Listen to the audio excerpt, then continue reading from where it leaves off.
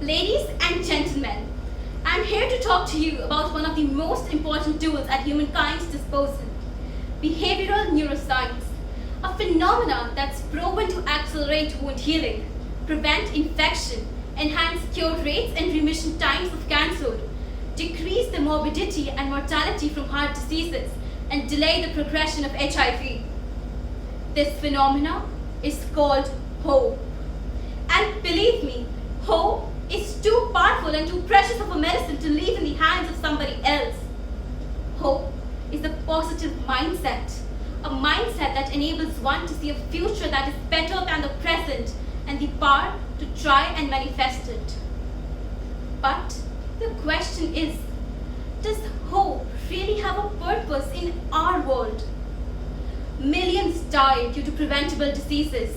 Countries like Syria, Yemen, Venezuela, amongst so many others, hang onto the edge of complete collapse. Unemployment, eviction, economic burden increasing at alarming rates, especially with looming global recession. Is hope even the most logical response to our reality?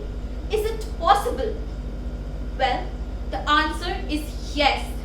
Yes, it is.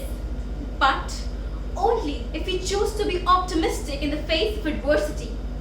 And when I say this, I don't mean that we have to believe that a positive attitude can solve all our problems. Hope is an impetus for change, not change itself, but it is a strong impetus indeed. Let's take an example of the COVID-19 pandemic.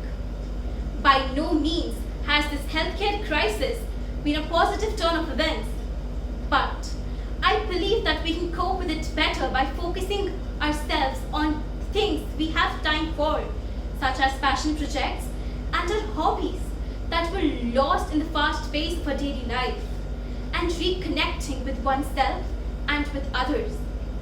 But the most positive takeaway from this pandemic has been the cooperation and fellow feeling that has been displayed by people. That is the beacon of hope for humanity, and it's a beacon highlighted by the presence of social media and its influence on our behavior. During this pandemic, the use of social media visibly increased. Research shows that spending longer periods of time on social media negatively affects self-esteem. Misinformation and scaremongering headlines have been rampant across the internet, tampering with elections and alienating communities from each other, many times with the use of aggression and hate speech. But every coin has two sides. Independent journalism, blogs, platforms like Instagram and Twitter have been instrumental in disseminating information among the masses, and especially among the youth. Access to information is the first step towards a positive change, and creating a safe environment online where people can voice their opinions and receive feedback in them reinforces positive mindsets. An important way in which social media has promoted positivity is by discussing the importance of mental health. Mental disorders are likely to affect 1 in every 4 people, and only by destigmatizing mental illness can we truly be healthy in our own bodies and in our minds. If we look at the positive, we will realize that humanity will emerge and advance with a better understanding of not only ourselves, but everything around us.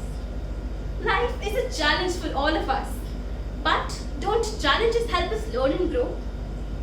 I'd like to end with one of my favorite quotes by Branch Cabell, who once said, "Optimists believe that the world we live in is the best of all possible worlds, and the pessimists fear that it is true."